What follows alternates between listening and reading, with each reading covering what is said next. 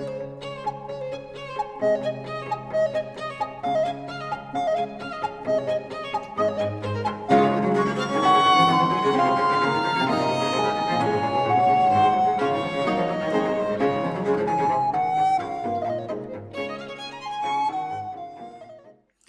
Sobat Kimia, salam chemistry bersama saya Tatas Broto Sudarmo. Di kesempatan kali ini kita akan melanjutkan pelajaran kita tentang analitik instrumentasi, khususnya teknik separasi kromatografi. Dan pada saat ini kita fokus pada teori kromatografi sebelum kita nanti akan membahas tentang satu teknik yang sangat umum digunakan, yaitu KCKT atau kromatografi cair kinerja tinggi, atau di dalam bahasa Inggrisnya adalah High Performance Liquid Chromatography.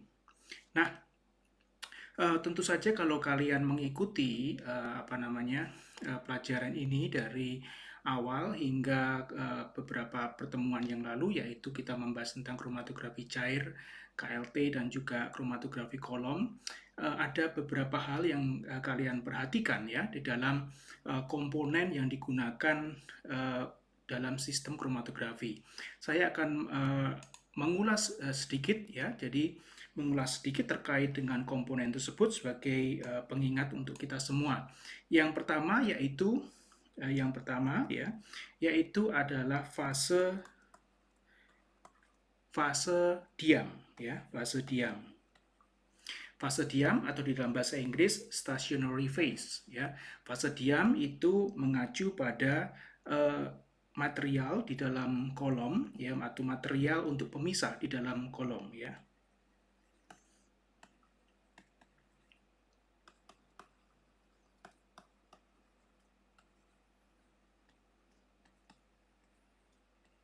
Yang kedua, kita memiliki fase gerak ya. Yang tidak lain adalah pelarut organik yang digunakan.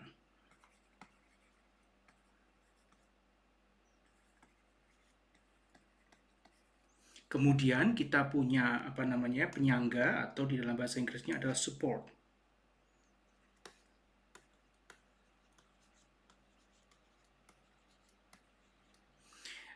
Penyangga atau support itu adalah material yang terbuat dari, biasanya kalau kromatografi kolom terbuat dari gelas ya.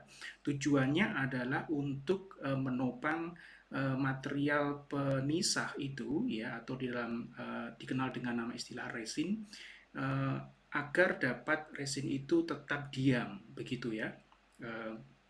Nah, penyangga juga di dalam beberapa hal itu juga merupakan suatu suatu solid di mana dinama akan di-coating atau dilapisi bagian luarnya dengan suatu senyawa kimia tertentu yang memiliki aktivitas untuk memisahkan komponen yang kita ingini. Nah, bagian yang keempat yang kita tidak lupa adalah detektor. Nah, di detektor di sini kalau kita memperhatikan, fungsi detektor sangat penting karena digunakan untuk mengamati hasil pemisahan yang terjadi ya, mengamati hasil pemisahan yang terjadi. Nah, kalau Anda menggunakan detektor yang terkoneksi dengan komputer, entah itu detektor absorbansi atau apa ya, kemudian kalian menggunakan KCKT, karena topik kita nanti akan fokus ke KCKT ya, maka kalian akan mendapatkan suatu sinyal di depan layar komputer Anda. Nah, sinyal itu kita bisa lihat pada tampilan di sini ya. Saya punya tampilan di sini. Saya akan perbesar tampilan ini.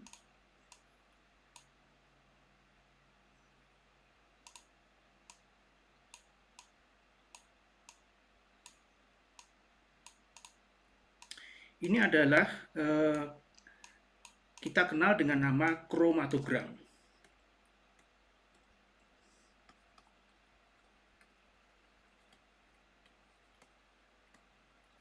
Nah, kromatogram itu adalah profil pemisahan yang terlihat di grafik ini ya, adalah profil pemisahan.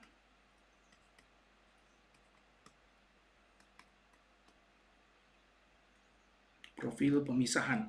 Nah, kromatogram, informasi yang kita dapatkan antara lain yaitu sumbu X kita punya waktu retensi, ya kita punya waktu retensi. Kemudian selain kita punya waktu retensi, kita lihat ya waktu retensi, kita lihat pada sumbu Y-nya adalah intensitas sinyal. Intensitas sinyal itu adalah intensitas yang ditangkap oleh detektor. Tergantung daripada detektornya itu apa. Di sini yang saya tunjukkan sebenarnya adalah detektor absorbansi pada panjang gelombang tertentu. Ingat bahwa ini harus adalah intensitas pada panjang gelombang atau lambda tertentu gitu ya, X nanometer gitu. Itu kalau detektornya adalah detektor UV vis misalnya. Detektor yang kita pakai di lab saya itu menggunakan photodiode array detektor. Nah, kita kemudian bisa pilih pada panjang gelombang tertentu. Nah, informasi itu kalau kita perhatikan pada gambar di sini, maka kita akan mendapatkan beberapa informasi, yaitu kita lihat profil pemisahannya. Bisa dilihat di sini, profil pemisahan terlihat pada gambar di sini, yaitu kita lihat ini adalah semacam ini, ya. Ada muncul puncak-puncak yang dapat terlihat gitu ya, ada puncak A, puncak B, dan puncak C kita lihat di sana. Nah, informasi yang penting itu antara lain yang kita perhatikan adalah waktu retensi. Nah, waktu retensi itu dituliskan dengan nama TR. Di sini kita lihat ada TR, ini adalah waktu retensi.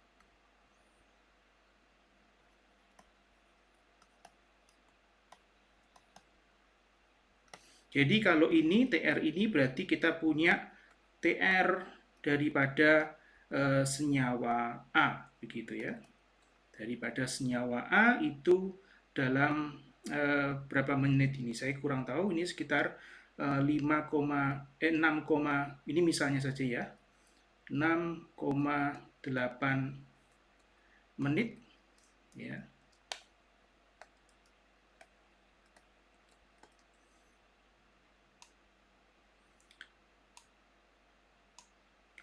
Kemudian kalau kita lihat di sini TR daripada yang B, puncak B itu sekitar kurang lebih 8,5 menit. Kemudian kita punya TR daripada puncak C itu kita punya sekitar 10,1 mungkin ya, 10,1 menit. Nah, informasi ini adalah informasi yang sangat penting sekali. Kemudian informasi yang lainnya itu kalau kita perhatikan di situ ada TM. Ya, TM itu mengacu pada apa? Kita lihat di sini dengan warna yang berbeda. TM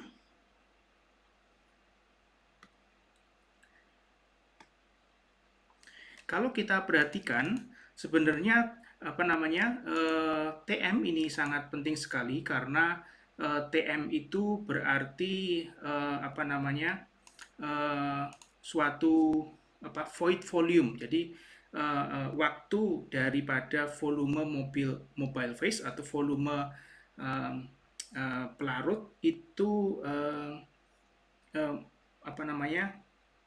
memasuki dan kemudian keseluruhan daripada kolom begitu ya muncul di sana. Jadi ini sebenarnya adalah di dalam bahasa Inggrisnya adalah waktu void volume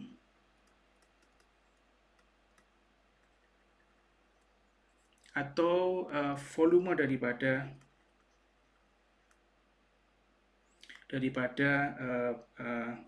fase gerak atau solvennya sendiri, atau istilah lain adalah non retained solid.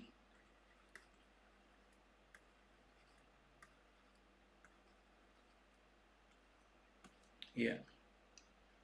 Kemudian kita punya apa namanya TS. TS itu adalah waktu apa namanya waktu analit melewati fase stasioner tersebut dengan tepat, gitu ya, dengan tepat. Kalau kita perhatikan di sini,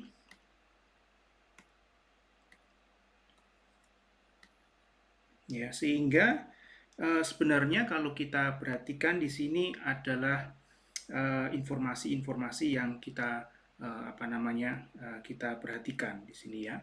Nah, sebelum kita masuk melalui detail dengan itu, kalau kita lihat sebenarnya informasinya tidak hanya ini saja, tetapi sebenarnya informasi apakah yang kita akan dapatkan, ya. Jadi informasi apakah yang kita akan dapatkan kalau Anda mendapatkan suatu data demikian, ya, data kromatogram. Bagaimana caranya kita juga bisa membaca data kromatogram seperti itu.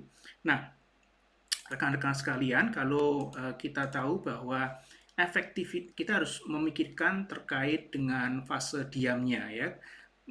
Kalau kita perhatikan, ya, kalau kita perhatikan, saya akan menggambar di sini, ya, misalnya ini adalah material daripada kolom, saya gambar dengan begini, ya. Ini adalah material, saya buat lebih besar.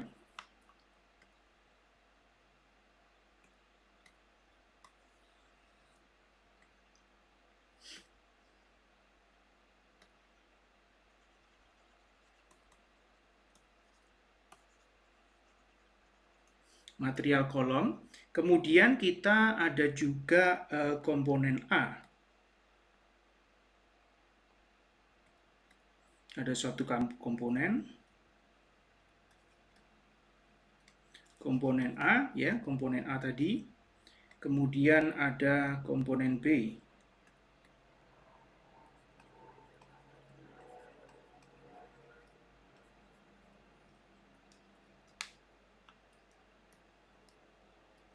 Nah, komponen A dan B ini berinteraksi dengan material daripada kolom. Ada interaksi yang terjadi, gitu, ya. Tapi interaksi ini terjadi tidak hanya itu saja, juga terjadi dengan aliran dari fase geraknya.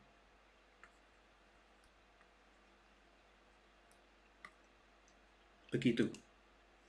Nah, kalau kita bayangkan demikian, berarti ini di dalam kolom, ya, ini saya tuliskan. Ini terjadi di dalam kolom.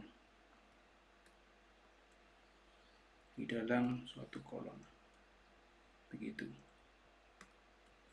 Nah, maka efektivitas dari kolom kromatografi dalam memisahkan kedua komponen ini itu bergantung pada apa? Bergantung pada laju elusi relatif dari kedua komponen tersebut, ya.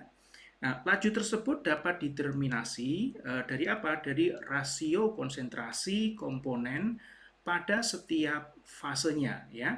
Maksudnya apa? Kan kita bisa bayangkan bahwa fasenya ini ketika komponen A itu ada di fase gerak atau di fase diam. Artinya kalau dia di fase diam, dia berikatan dengan material kolom tersebut, ya, atau berinteraksi langsung dengan material kolom tersebut. Nah, semua permisahan berbasis kromatografi itu adalah berdasarkan perbedaan interaksi ini. Jadi interaksi ini sangat penting sekali, maka saya berikan tanda highlight di sini. Ya, perbedaan interaksi yang terjadi, ya, pada komponen yang terdistribusi pada fase gerak dan fase diam tersebut. Maka saya bisa menuliskan itu dengan ekspresi matematis, ya, semacam begini. Jadi kita punya A misalnya adalah komponen A itu di fase gerak.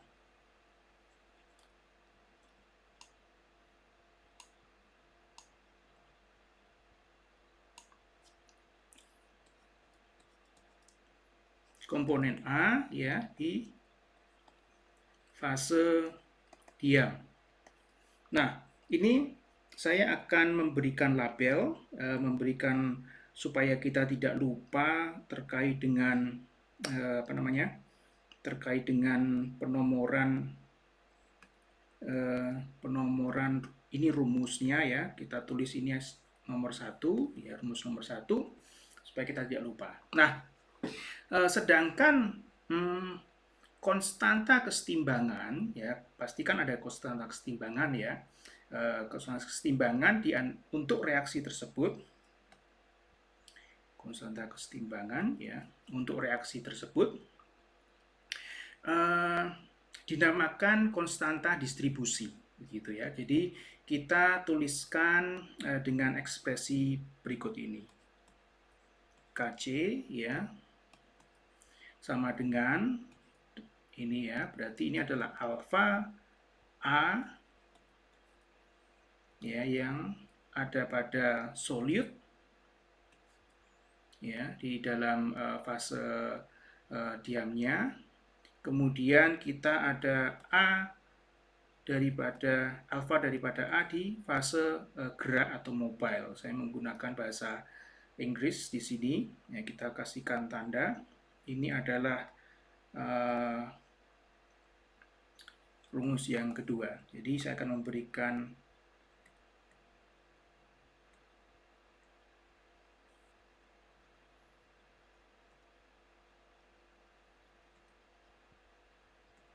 keterangan di sini ya. Jadi ini adalah konstanta kesetimbangan atau konstanta distribusi ya.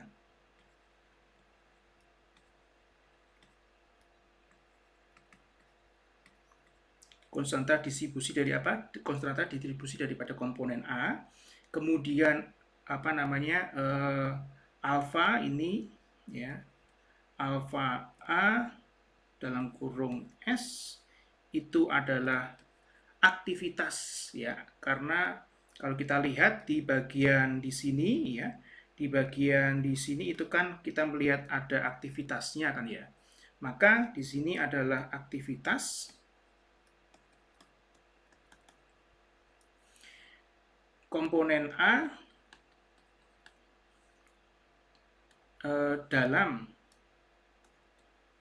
fase apa? Fase stasioner ya, fase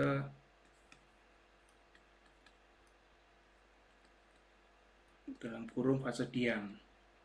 Sedangkan yang ini ya itu adalah aktivitas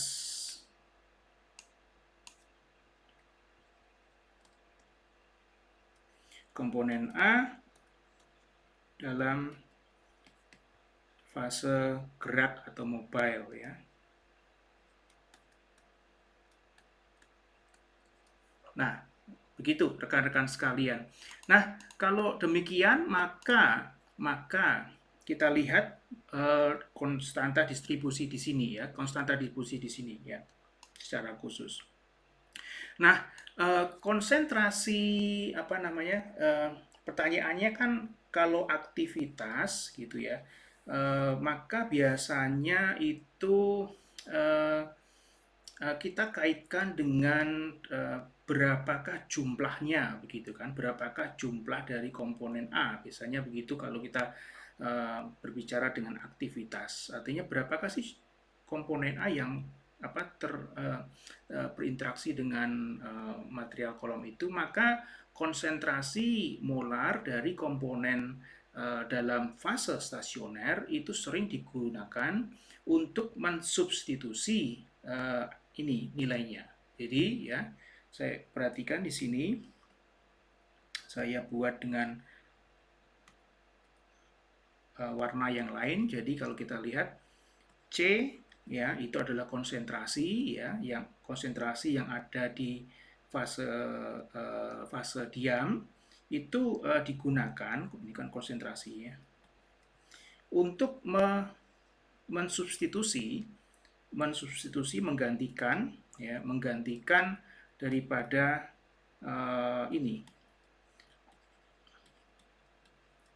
Demikian ya, digunakan untuk mensubstitusi. Demikian apa namanya, konsentrasi yang ada di konsentrasi senyawa senyawa A, ya, komponen A, konsentrasi yang ada di mobile phase, ya, berarti itu untuk menggantikan ekspresi daripada aktivitas A di mobile phase gitu. Oleh sebab itu kita bisa menggantikan yang K tadi menjadi apa namanya? Menjadi, ya,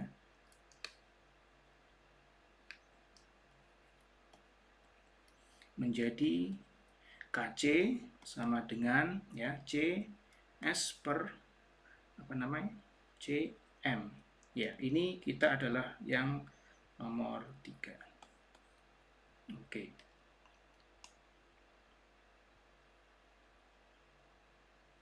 Nah, secara ideal nilai daripada konstanta secara ideal, ya, nilai saya tuliskan di sini. Ideal nilai daripada KC, KC itu adalah konstan untuk semua konsentrasi, ya, sehingga nilai daripada KC ini akan proporsional. Kalau ini konstan, ya, otomatis nilai daripada CS itu proporsional dengan nilai daripada CM, begitu, ya.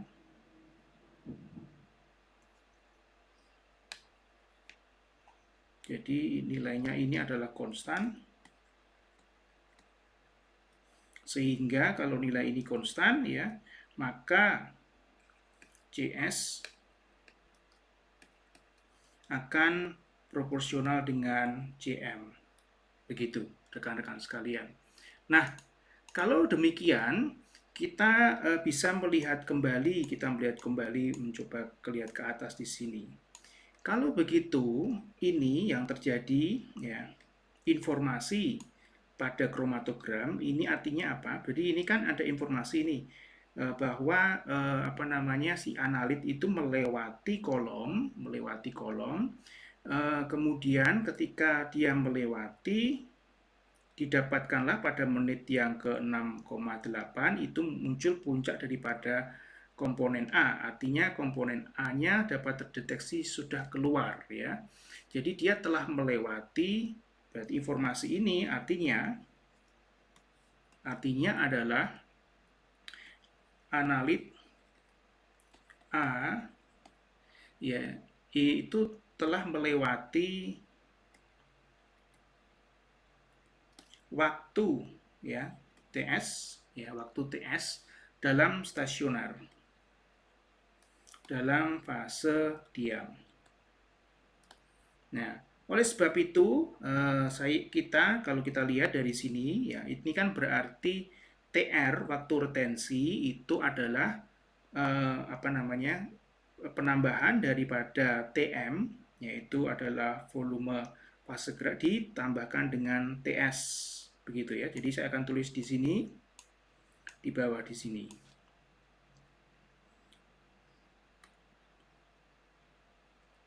Agak tebal saya tuliskannya, ya. Jadi TR itu adalah TS plus TM. Ini kita masukkan yang keempat, begitu. Nah, maka laju linear laju linear rata-rata dari migrasi komponen tersebut, nah, biasanya diungkapkan dalam berapa sentimeter per detik, begitu. Itu dapat kita tulis macam ini. Jadi laju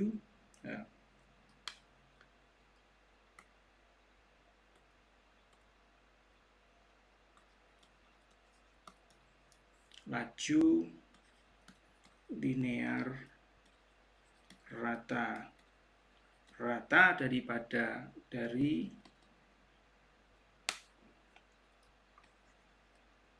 migrasi komponen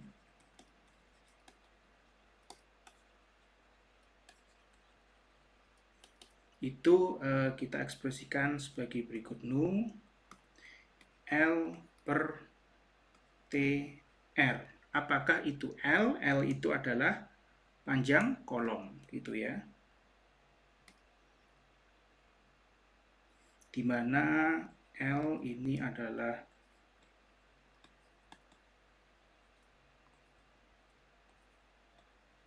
panjang kolom yang digunakan, ya. Ini biasanya ekspresinya dalam V ini adalah di dalam sentimeter per detik, ya. Sementara laju linear rata-ratanya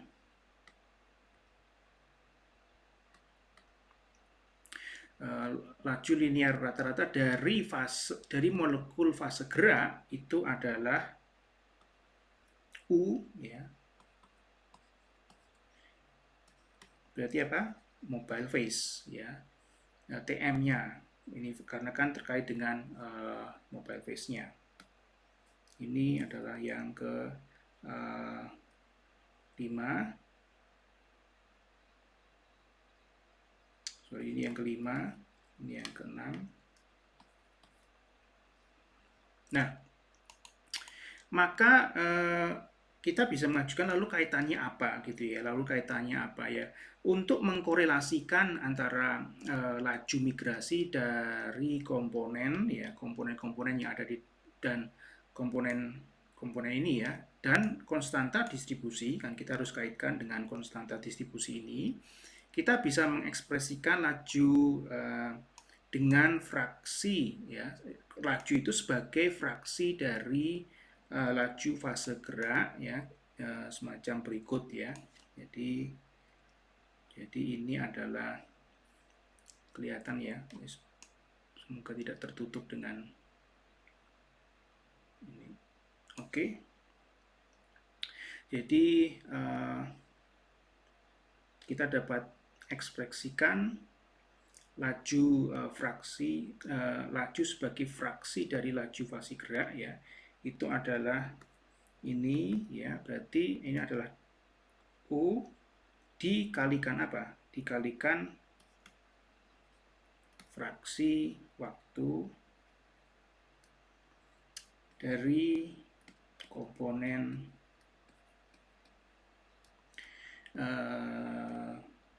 yang dihabiskan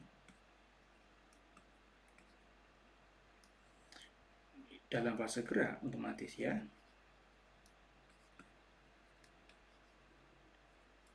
Ya kan? Nah, fraksi tersebut itu merupakan jumlah rata-rata mol komponen dalam fase gerak ya, dibagi dengan jumlah total molekul, total mol ya, komponen dalam kolom, maksudnya di dalam fase diamnya tadi ya. Jadi kalau kita lihat, bukan U tapi tadi lajunya tadi ya, ini ya, maka sama dengan U adalah mol komponen dalam fase gerak dibagi ya total semuanya ya, mol total komponen. Oke, ini yang ke-7. Oke, nah sekarang terkait dengan interaksi tadi ya, maka jumlah mol komponen dalam fase ya, jumlah mol dalam saya tulis di sini, jumlah mol total komponen ya dalam fase gerak itu sama dengan konsentrasi molar ya, itu sama dengan konsentrasi molar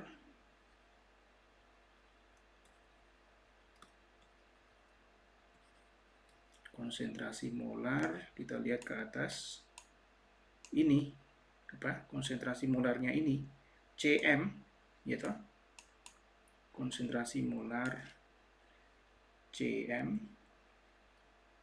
konsentrasi molar ya. Dari komponen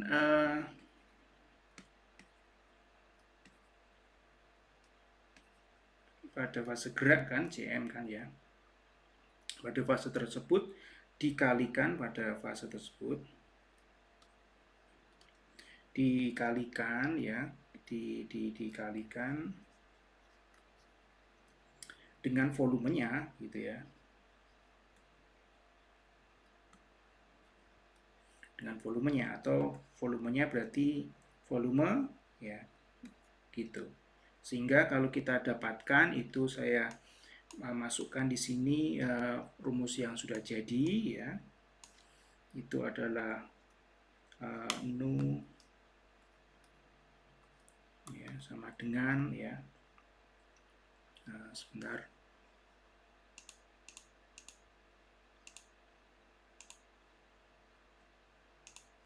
oke, kalikan ya, kita punya Cm dengan volume M, kemudian dengan totalnya ya,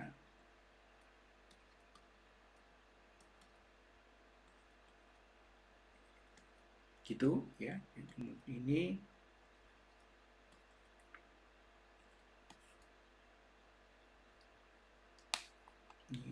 saya buat angka 1 ya, 1 plus berapa, Cs Vs dibagi Cm Vm, begitu ya. Ini adalah yang ke berapa tadi, ke 8. Nah, kalau kita masukkan ini dengan konstanta distribusi yang tadi, yang di atas, dengan kita masukkan dengan konstanta distribusi yang di atas ya, maka kita bisa dapatkan rumusan tersebut menjadi berikut ini ya, sebentar.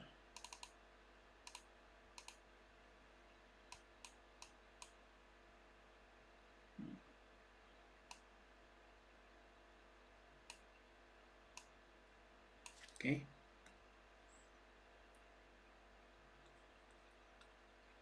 Masukkan ya konstanta distribusi Kc ya, maka ini menjadi U plus gitu ya, 1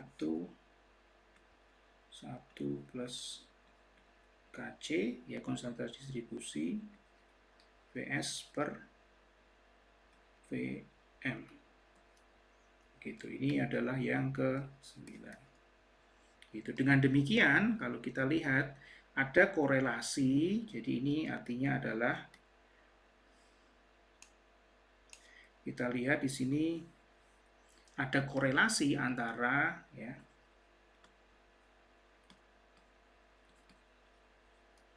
laju migrasi dan konstanta distribusi.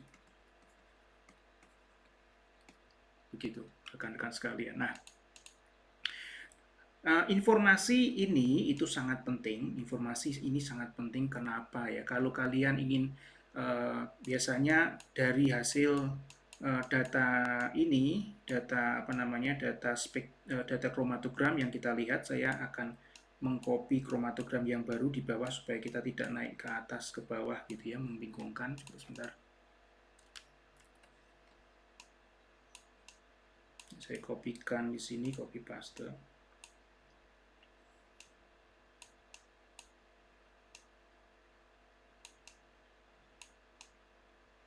Oke, bisa terlihat. Ya. Nah, jadi ya biasanya kalau kita mau melakukan suatu penelitian, sangat penting sekali itu adalah kita membandingkan kolom satu dengan kolom yang lain gitu ya. Untuk membandingkan kolom satu dengan kolom yang lain, itu kita perlu informasi-informasi yang tadi kita spesifikkan dengan nama adalah faktor retensi. Ya, faktor retensi atau orang menamakannya faktor kapasitas. Saya akan tuliskan di sini. Jadi faktor retensi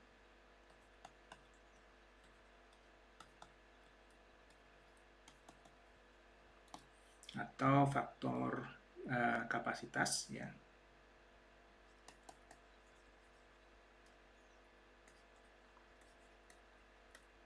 Masih terlihat ya.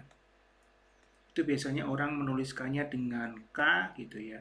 Ada yang menuliskannya dengan K prime gitu ya. Saya tuliskan di sini dengan K prime aja. Karena lebih banyak orang yang menuliskan dengan K prime, tetapi bisa juga dengan dalam kurung saya kasih ya K begitu aja oke. Nah, ini adalah faktor retensi, ini adalah parameter yang sangat penting untuk menganalisa dan membandingkan laju migrasi komponen melalui kolom. Jadi saya akan tuliskan di sini definisinya gitu ya. Jadi ini adalah di sini ya parameter untuk apa? Untuk menganalisa ya.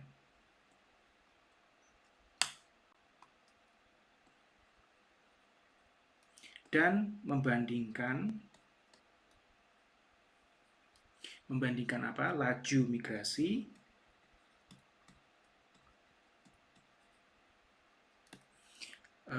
komponen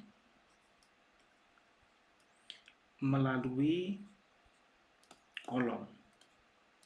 Oleh sebab itu, karena kita membandingkan laju migrasi komponen melalui kolom, maka ini secara langsung kita bisa gunakan untuk ya membandingkan kolom satu dengan kolom yang lain.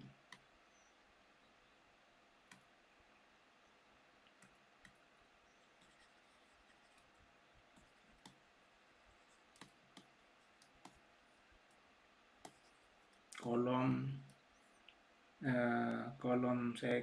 X dengan kolom VS kolom Y contohnya begitu. Kalau kalian tetapi sebelumnya kalian harus pastikan parameter yang lain sama ya. Misalnya parameter lain yang sama artinya adalah terkait dengan terkait dengan jumlah injeksi ya, kemudian jumlah injeksi dari sampelnya itu berapa, kemudian kecepatan flow rate-nya berapa, kecepatan daripada fase gerak atau pelarutnya itu mendorong berapa. Biasanya kalau di lab saya ya tergantung ya, ada yang menggunakan contohnya 1 ml per menit ya, atau berapa, tetapi harus sama ya untuk membandingkan kolom X dan kolom Y tadi. Kemudian parameter yang lain misalnya adalah komposisi pelarut ya, komposisi fase gerak itu juga yang sama. Kalau Anda menggunakan fase geraknya yang berubah-ubah ya, kalau fase geraknya tetap, itu namanya adalah metodenya lebih stasioner ya, tetap ya, atau gradien juga bisa. Misalnya gradien adalah pada menit ke 0 sampai menit yang kelima itu komposisi pelarut A ya yang ada di botol A itu sebesar akan mencapai berapa persen, misalnya 30%. Kemudian setelah itu dari 5 ke 10 maka komponen B, pelarut yang ada di botol B itu harus mencapai 100% ya. Contohnya itu adalah gradien ya. Ya. Itu harus sama semuanya. Nah, maka kalau ini ya, jadi faktor tensi itu ya dari faktor tensi dari komponen A ya. Saya akan tuliskan di sini. Faktor tensi dari faktor retensi komponen A itu adalah KA ya. Itu kita bisa definisikan sebagai berikut ya. KA itu adalah sama dengan K besar A ya, volume yang ada di volume yang ini stasioner, volume mobile. Gitu ya. Ini adalah yang ke berapa tadi? 9, 10 ya. Ke 10. Oke, yang ke 10. Nah, angka besar ya itu adalah konstanta distribusinya dari ya ini angka besar itu adalah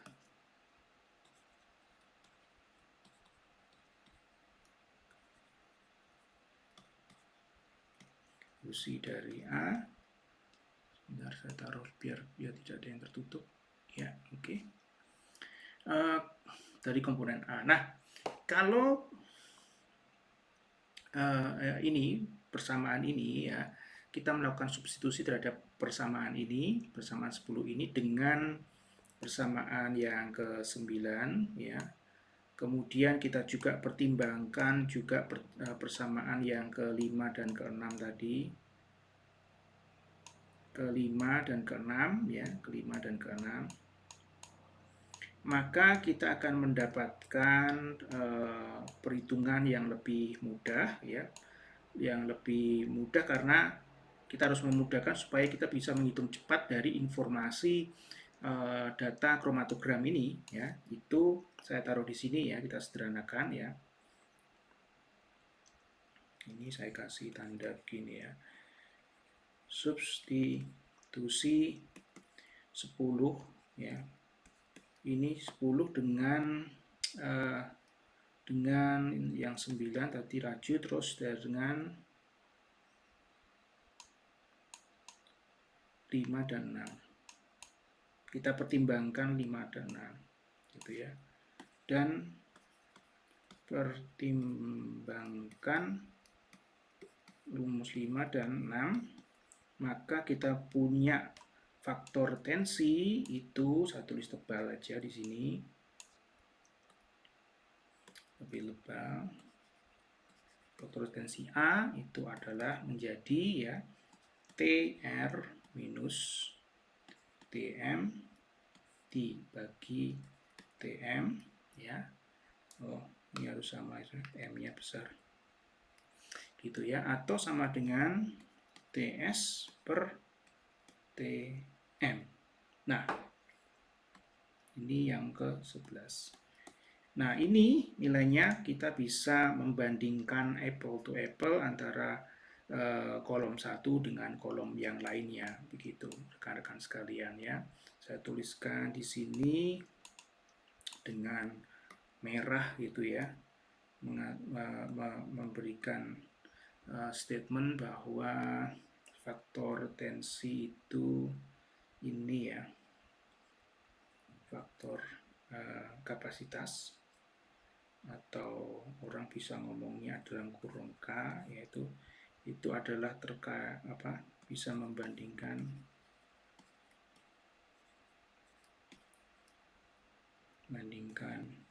kolom X dan Y. Bisa ulang lagi, informasinya sudah ada di tadi sebenarnya. Ulang lagi. Oke. Nah, informasi apa sekarang yang lain yang kita bisa dapatkan dari data ini, dari data data kromatogram ini. Saya taruh kromatogramnya juga di bawah supaya kita tidak geser atas bawah lagi. Saya copy paste ke sini lagi.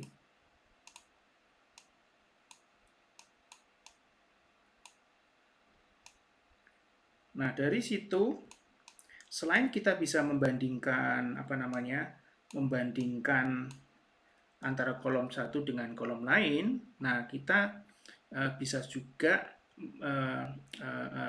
mencari tahu tentang performansi memonitor ya, bagaimana kita memonitor performansi kolom.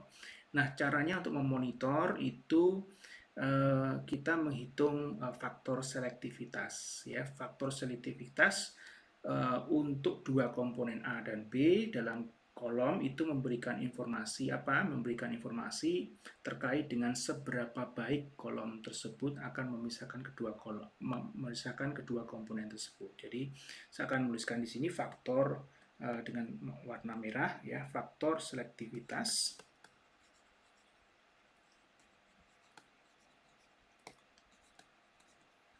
Selektivitas itu biasanya orang menuliskannya dengan A, begitu ya. Jangan sampai kebalik-balik dengan yang alfa tadi ya. Ini faktor selektivitas itu adalah A, ya. Nah itu ini A itu adalah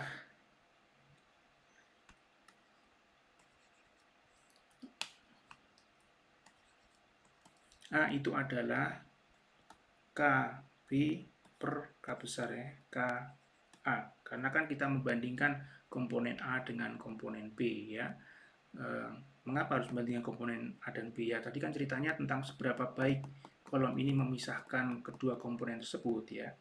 Nah ini sama dengan biasanya kita bisa percepat dengan rumusnya ketika kita melihat gambar kromatogram yang ada di situ, maka kita bisa menghitung dengan lebih cepat, yaitu TR daripada misalnya kita bandingkan apa ya, kita bandingkan A dan B kan di sini, B ya toh dikurangi TM TR daripada A kurangi TM. Ini adalah yang ke tadi 12 ya. Oke. Oke, tadi K besar kan kalian sudah tahu bahwa K besar itu sekali lagi diingatkan ini adalah konstanta distribusi ya.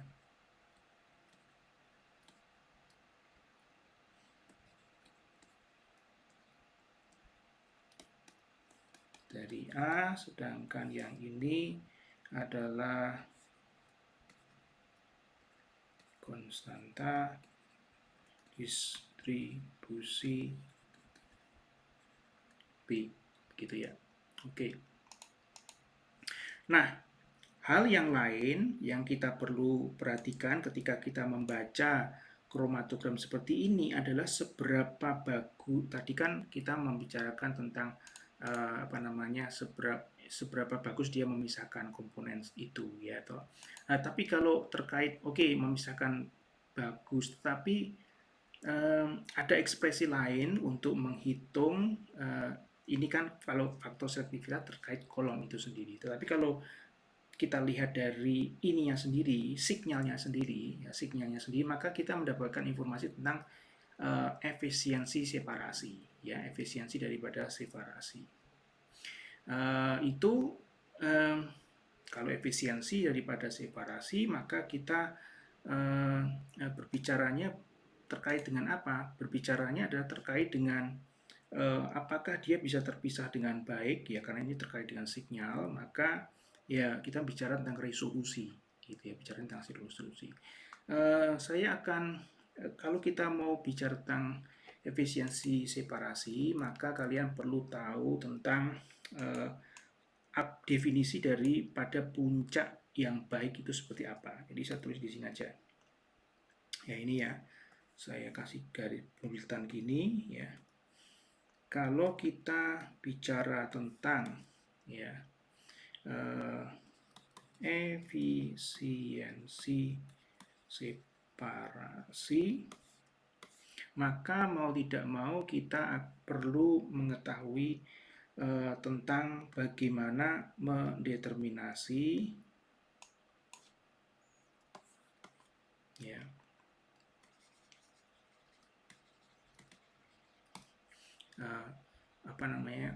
puncak yang baik itu seperti apa. Definisi puncak. Definisi puncak. Nah, saya akan copy pastekan di sini definisi puncak yang saya maksud itu tidak lain daripada distribusi Gaussian, gitu ya. Karena ini kan puncaknya kan Gaussian kan. Ya, Gaussian dan kita Gaussian di sini maka kita punya beberapa di sini ditulis ya, ada bagian yang penting itu W ya. W itu adalah width atau lebarnya ya, lebarnya. Tetapi ini kalau W di sini saya berikan warna yang ini. Kalau W ini adalah lebarnya daripada puncak tersebut, lebar yang ada di dasar. Nah, ada juga istilahnya W setengah ya, W separuh. Itu adalah ini. Ini adalah juga informasi yang penting. Tentunya kita selain informasi tentang berapa lebarnya dari puncak itu, maka kita juga perlu mengetahui berapa tinggi dari puncak tersebut. Nah, puncak tersebut. Perhatikan menghitungnya tingginya itu kalian perlu mengetahui backgroundnya ya. Ini adalah background.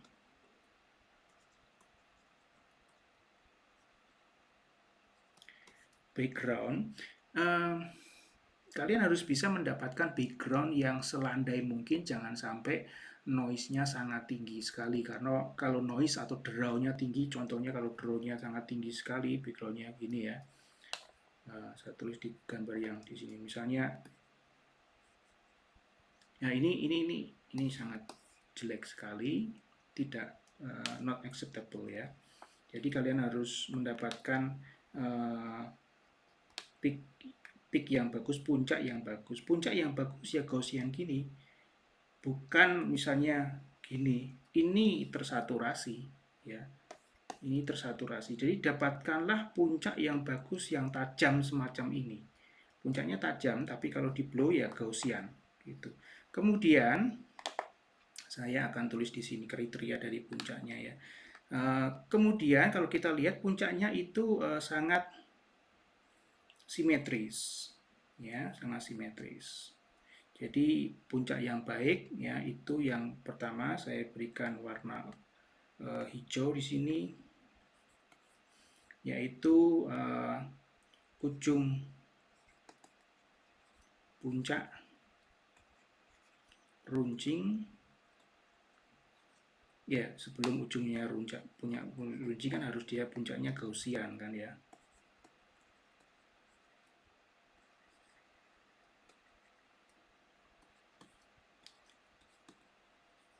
Ujungnya runcing ini ya, kalau kita lihat ini kan runcing ya.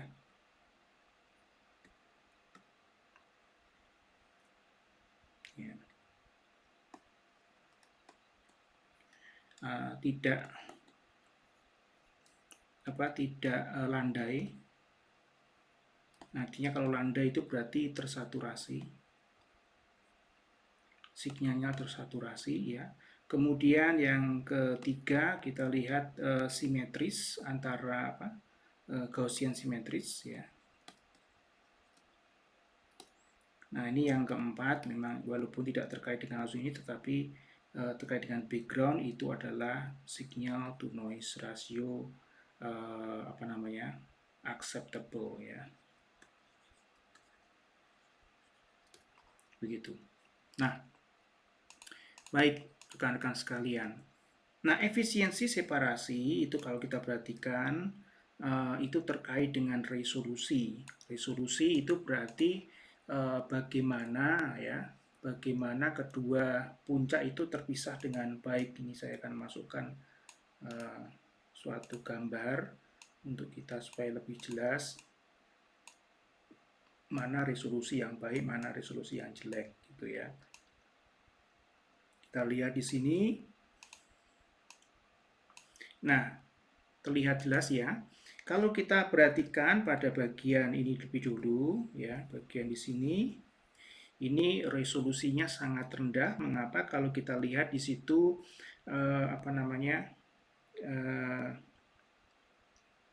kita lihat di sana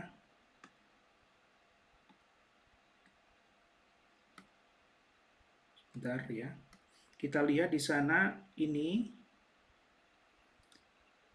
puncak yang dihasilkan itu sangat lebar sekali ya, sangat lebar, dan ini orang bisa katakan saturasi ya, tetapi juga bisa juga ini adalah ternyata ada dua puncak yang dalamnya gitu ya. Ternyata di dalamnya ada dua puncak yang tidak terpisah gitu ya, tidak terpisah ada di sini. Ya. Kemudian kita lihat resolusi kita ketika puncak itu mulai terpisah, resolusinya akan semakin naik. Ya, kita lihat pada gambar yang berikutnya ini ya, dia lebih terpisah lebih baik dibandingkan yang sebelumnya, tetapi kalau kita perhatikan masih ada perpotongan yang besar ya, perpotongannya cukup besar, yaitu ada di sini ya, ada di daerah sini ya, kalau kita lihat.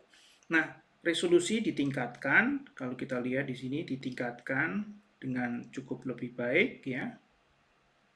Tetapi masih ada masih ada ininya, residualnya. Nah, kalau resolusinya sangat baik, itu kita lihat ada di sini ya. Saya buat ini warnanya warna hijau gitu ya. Green light ini acceptable, ini sangat bagus. Gitu. Ya, ini sangat bagus.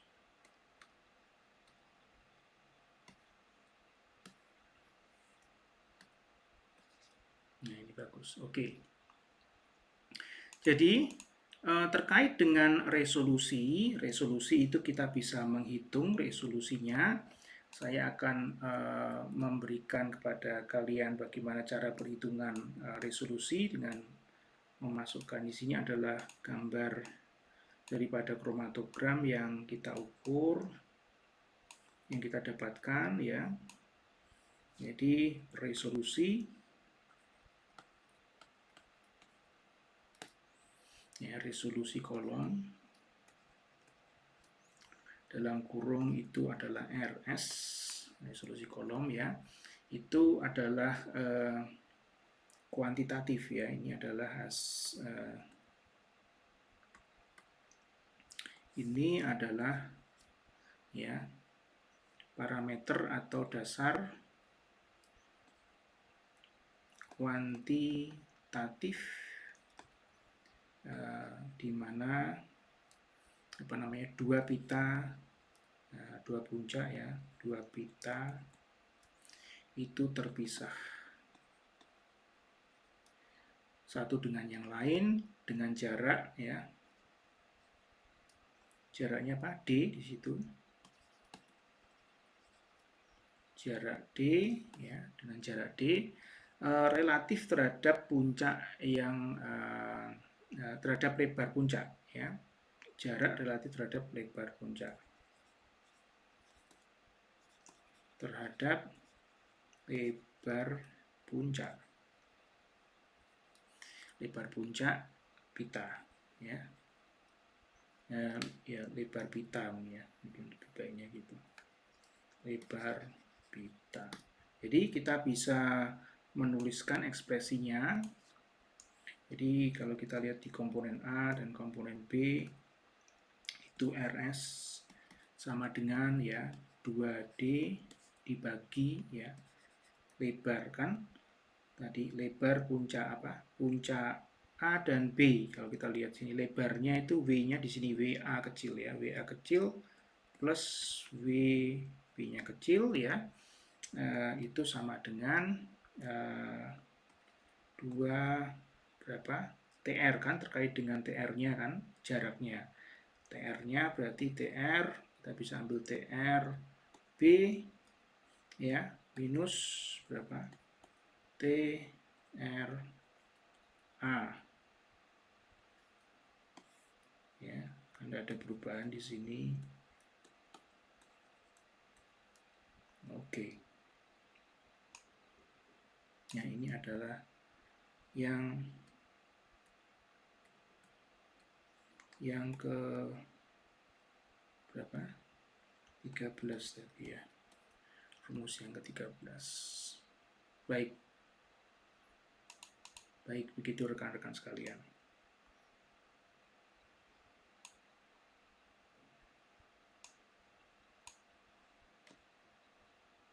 Ya. Nah, sampai di sini mungkin kita pelajaran kita terkait dengan teori teori kromatografi, khususnya ketika kita mendapatkan informasi kromatogram yang kita peroleh dari hasil KCKT, begitu. Kita akan berlanjut ke berikutnya, yaitu bagaimana saya memberikan perhitungan terkait dengan kolom ini ya, tentang resolusi lebih dalam lagi gitu ya, tentang bagaimana separasi berlangsung dan bagaimana kolom itu begitu penting. Namun sebelumnya kita akan berhenti di sini lebih dahulu dan akan berlanjut ke seri berikutnya, begitu ya. Oke, sampai jumpa di kesempatan berikutnya dan stay in tune. Mohon agar tetap subscribe dan juga berikan thumbs like-nya. Oke, sampai jumpa. Salam chemistry bersama saya Tatas Broto Sudarmo.